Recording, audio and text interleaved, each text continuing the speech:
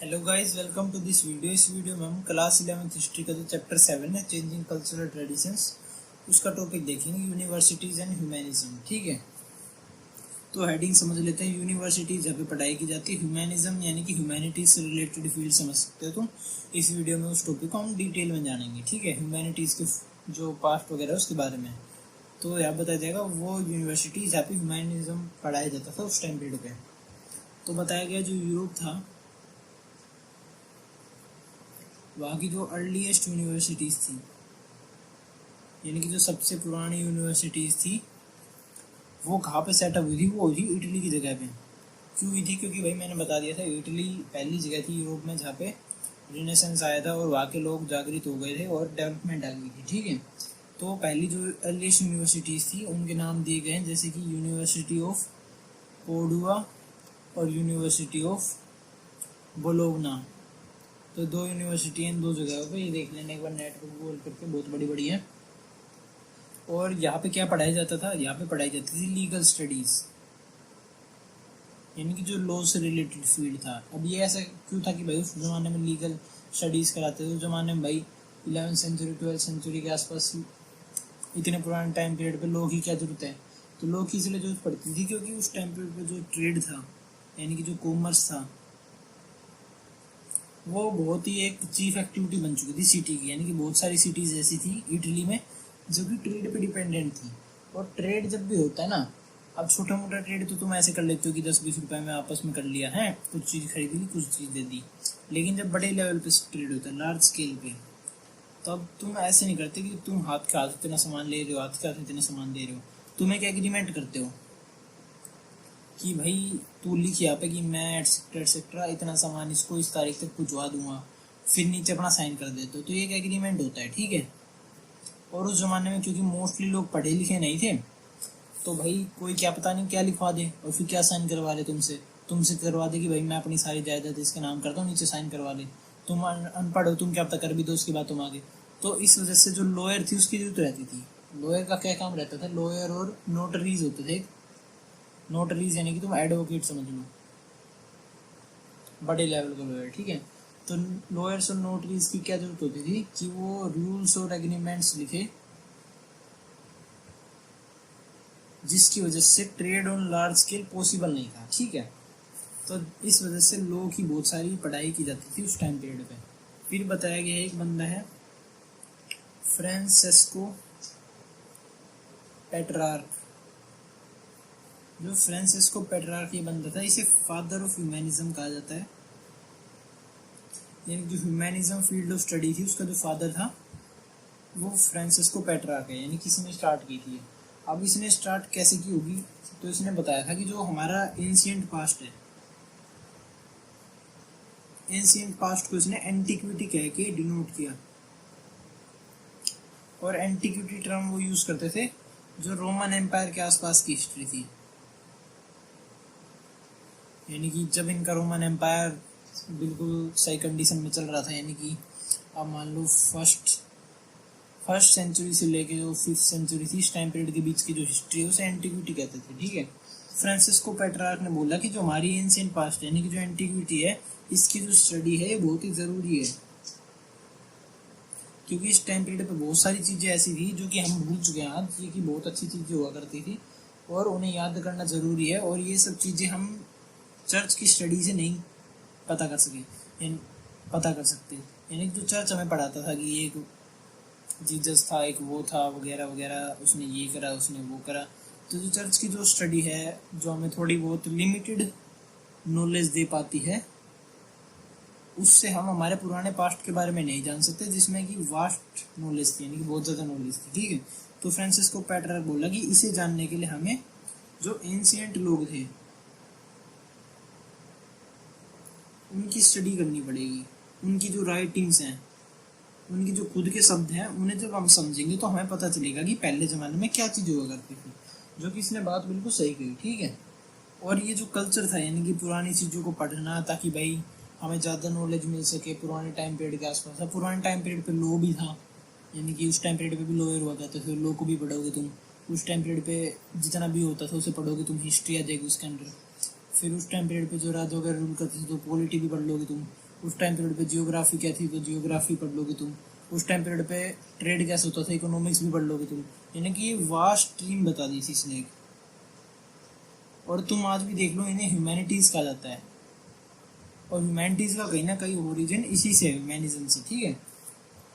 और हिस्टोरियंस ने जो स्टडी थी उसकी, ये स्टडी का जो टाइप था, यानी कि इस टाइप की स्टडी करनी है हमें, अलग अलग लोगों की हिस्ट्री पढ़नी है, तो उसे बताया गया था, उसे टर्म यूज करके डिपिक्ट किया गया था, depicted by term, used term क्या, ह्यूमैनिज्म।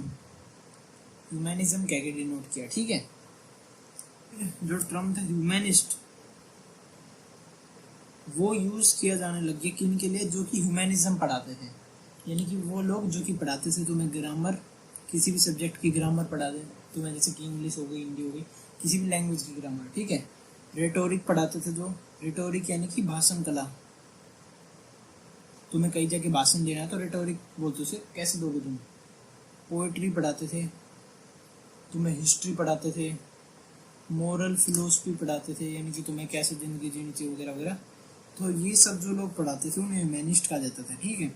अब देखो इसमें पोएट्री आ गई, रिटोरिक आ गई, यानी कि जो म्यूजिक वगैरह हो गई, आर्ट एंड डांस वगैरह, ये सब भी ह्यूमैनिज्म के अंडर में आ गई, और आज भी ह्यूमैनिटीज़ के अंडर में आती है, ठीक है। फिर इसमें बताया गया जो टर्म है ह्यूमैनिटीज़, जो कि आज के टाइम पीरियड पर आर्ट्स के सब्जेक्ट को यूज डिनोट किया जाता है, उसे बोल के, जैसे कि जो लॉ हो गया, हिस्ट्री हो गई, पॉलिटी हो गई, जियो हो गई, इकोनॉमिक्स हो गई, म्यूजिक, आर्ट्स वगैरह, डांस, ये सब ह्यूमैनिटीज़ में आते हैं, ठीक है। ह्यूमैनिटीज़ जो टर्म है वो डिराइव हुई थी किससे, वो हुई थी ह्यूमैनिटाज शब्द से। ह्यूमैनिटाज, ह्यूमैनिटाज शब्द एक लैटिन वर्ड है, जिसे बहुत सेंचुरी से को यूज किया था एक रोमन लॉयर ने।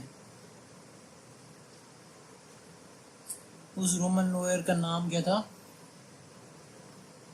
सिसेरो, और ये एक जूलियस सीजर के टाइम पीरियड का लॉयर था। जूलियस सीजर आपको पता हो, जो रोमन रिपब्लिक था उसका जो एम्परर था उसका नाम था जूलियस सीजर। तो जो जूलियस सीजर था उसके टाइम पीरियड का एक लॉयर था सिसेरो, उसने यूज किया था लैटिन वर्ड ह्यूमैनिटाज, जिससे आज के टाइम पीरियड पे ह्यूमैनिटीज डिराइव्ड हुआ है सब। अब इस ह्यूमैनिटाज का मतलब क्या था, कल्चर, यानी कि हमारी हिस्ट्री, और उस हिस्ट्री में होने वाली चीजें। तो कल्चर जो टर्म था वो था ह्यूमैनिटाज, उसी से डिराइव्ड हुआ ह्यूमैनिटीज, ठीक है। फिर बताया गया है जो ह्यूमैनिटीज के सब्जेक्ट्स थे, ये सब्जेक्ट्स रिलीजन से कनेक्टेड नहीं थे। कि ऐसा नहीं कि इन सब्जेक्ट्स में रिलीजन के बारे में पढ़ रहे हैं, कि हिस्ट्री में तुम भाई हिंदुइज्म की हिस्ट्री जान रहे हो, हिस्ट्री में तुम बाकी धर्म जान रहे हो, तो ऐसा कुछ नहीं था। ह्यूमैनिटीज़ के सब्जेक्ट्स में तुम एक सेकुलर वे से सब रिलीजन्स को देखते हो, उनकी स्टडी करते हो, और बाकी चीज़ों में देखते हो, ठीक है। और ये जो ह्यूमैनिटीज़ थी, इसके सब्जेक्ट्स मेनली मेनली फोकस करते थे किस पे, फोकस करते थे ये स्किल डेवलपमेंट पे।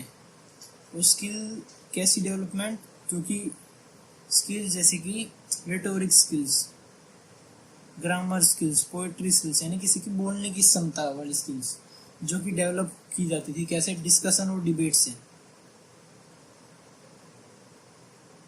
यानी जो डिस्कशन और डिबेट्स होते हैं, चार लोगों को एक कमरे में बिठा दिया, फिर उनसे डिस्कस करा रहे, कोई टॉपिक दे दिया, दो से कह दिया तू इसके पॉजिटिव बता, दो से कह दिया तू नेगेटिव बता, तो ऐसे डिबेट हो रही है। तो इसकी वजह से तुम्हारी जो रिटोरिक स्किल्स हैं, यानी कि तुम्हारी भाषण देने की कलाएं हैं, वो अच्छी होती हैं। तो वो ह्यूमैनिटीज़ का सब्जेक्ट था उस टाइम पीरियड पे, जो कि फोकस करता था इन सब चीज़ों पे।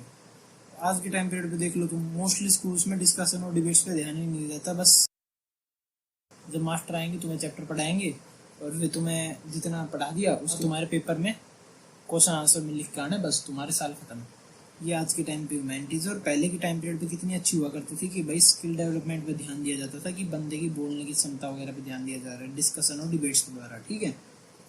फिर बताया गया जो फ्रांसिस्को पेट्रार्क था, जिसे फादर ऑफ ह्यूमैनिज्म कहा जाता था, उसका वो कहाँ का रहने वाला था, वो फ्लोरेंस का रहने वाला था। तो वहाँ पे भी बहुत सारी यूनिवर्सिटीज़ एस्टेब्लिश हो गई, उसी के नाम पे एक यूनिवर्सिटी एस्टेब्लिश हो गई उसके टाउन में, ठीक है। फिर बताया गया है कोई भी सिटी है वो जानी जाती है, वेल नोन, किसके द्वारा, उसके रहने वाले सिटीजन्स के द्वारा। यानी कि उसके जो अच्छे अच्छे लोग होंगे जिन्होंने अच्छे अच्छे काम करे होंगे उसको जैसे हम उसकी सिटी को जानते हैं। जैसे गांधीनगर जो जगह है वो किस लिए जानी जाती है, वो महात्मा गांधी की वजह से जानी जाती है। जैसे कि जो B.R. अम्बेडकर की जगह थी, मू नाम था जिसका, जिसे आज के टाइम पीरियड पे अम्बेडकर नगर कहा जाता है मध्य प्रदेश में।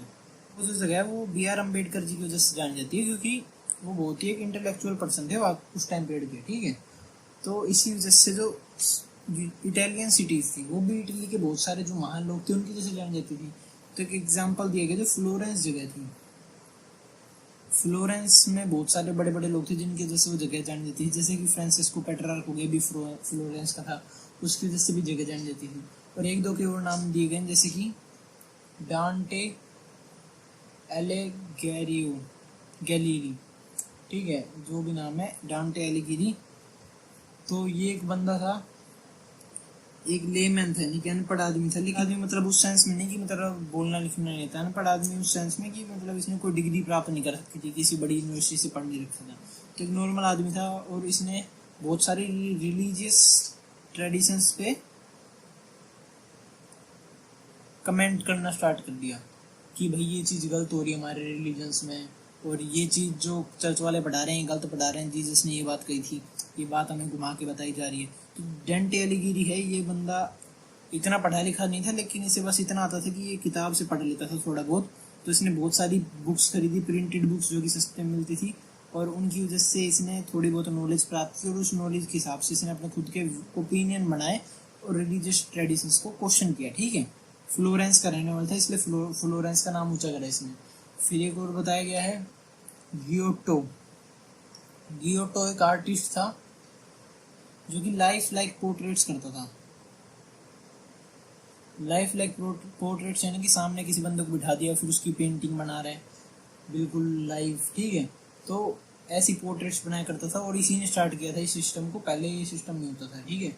उस टाइम पीरियड पे सब लोग ऐसे करते थे कि कुछ मन में सोच लिया फिर उसकी बना रहे हैं, लेकिन ये बिल्कुल रियल बनाता था। किसी झंडे के पास बैठ गया उसकी बना रहे हैं, किसी वॉर एंड होने के बाद जब सारे लोग मर गए उसकी पेंटिंग बना रहे। तो ये सब काम करता था ग्योटे।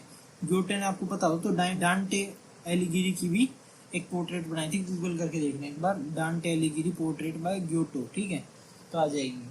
तो इन दोनों की वजह से भी फ्लोरेंस का बहुत नाम हुआ, क्योंकि ये बहुत ही ज़्यादा इंटेलेक्चुअल पर्सन थे उस टाइम पीरियड के। फिर बताया गया जो फ्लोरेंस जगह थी, इतने ज़्यादा लोग, फ्रांसिस्को पेट्रार्क भी इधर का था, डांटे एलिगीरी, गियोटे, और भी बहुत सारे लोग थे जो फ्लोरेंस के थे। इसकी वजह से जो फ्लोरेंस इसका नाम ऊंचा हो गया। ये मोस्ट इंटेलेक्चुअल सिटी बन गई, कहा कि इटली की।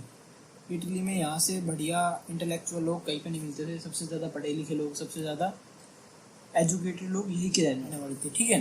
फिर एक टर्म यूज की गई renaissance man. Renaissance man term use की गई है क्या डिस्क्राइब करने के लिए, उन पीपल को डिस्क्राइब करने के लिए जिनके पास बहुत सारी स्किल्स हो, many skills. Many skills many क्यों बताया गया है, क्योंकि उस टाइम पीरियड पे जो लोग होते थे वो इतने ज़्यादा वो होते थे कि यानी मोटिवेटेड, उन्हें नया नया पढ़ने को मिल जाता, तो वो इतना ज़्यादा पढ़ते थे कि भाई वो एक बंदा लॉयर भी बन जाता, एक बंदा पॉलिटिशियन भी बन जाता, एक बंदा बहुत कुछ बन जाता, डिप्लोमेट, थियोलॉजियन, आर्टिस्ट, सब कुछ एक ही बंदे में होता था। बंदा पेंटर भी है, बंदा पॉलिटिशियन भी है, बंदा स्कॉलर भी है, कुछ भी करवा लो तुम। बहुत ज़्यादा ऑलराउंडर होते थे उस टाइम पीरियड में लोग। तो जो लोग ऐसे थे ऑलराउंडर होते थे जिनके पास बहुत ज़्यादा स्किल्स होती थी, उन्हें रेनेसेंस मैन बोला जाता था, ठीक है। इस वीडियो में इतने। अगर आपको वीडियो अच्छी लगी हो तो लाइक से सब्सक्राइब कर देना। इस वीडियो में जितना पढ़ा है उसकी नोट्स की लिंक डिस्क्रिप्शन में मिल जाएगी। Thank you.